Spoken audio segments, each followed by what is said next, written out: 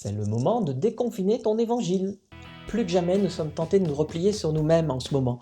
En réalité, cette tendance a toujours existé, souvenez-vous de la tour de Babel. On aime se regarder le nombril, et même si on regarde chez les autres, on tombe dans la comparaison. Au contraire, l'Église est appelée à vivre à contre-courant de cette tendance centrée sur soi, à s'ouvrir.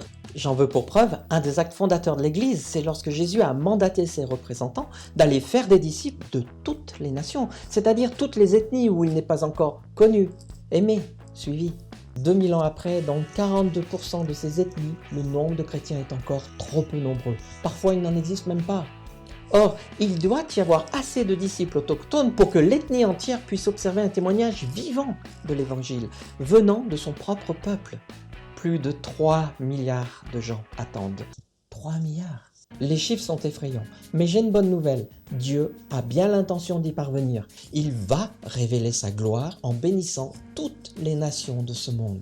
Nous le savons parce que Jean l'a anticipé dans une vision. Il a vu une grande foule que nul ne pouvait compter, de toute nation, de toute tribu, de tout peuple et de toute langue. On ne sait pas toujours par où commencer, mais Dieu pourvoit. Justement, le 31 mai, nous commémorons la Pentecôte, un autre acte fondateur de l'Église. C'est le jour où Pierre a prêché le message de l'Évangile devant des milliers de personnes qui venaient de 15 ethnies différentes, dit l'apôtre Luc. Et elles sont reparties chez elles, bénies, témoins d'une transformation. Ah, voilà un magnifique symbole de ce que Dieu fait quand nous comprenons notre grand ordre de mission.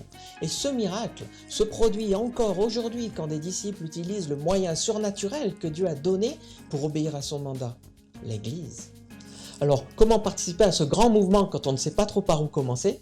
Je vous donne un exemple. L'association Connect Mission organise la Journée des peuples sans accès à l'Évangile. Pour l'occasion, elle offre un pack pour inspirer votre culte, si possible le 31 mai. C'est une formidable occasion d'orienter nos regards vers ce qui passionne Dieu plus que tout, sa gloire dans toutes les nations. Sa gloire dans toutes les nations. Il leur a déjà offert il y a 2000 ans ce qu'il avait de plus précieux, son Fils unique. Alors, aidons à faire passer le message.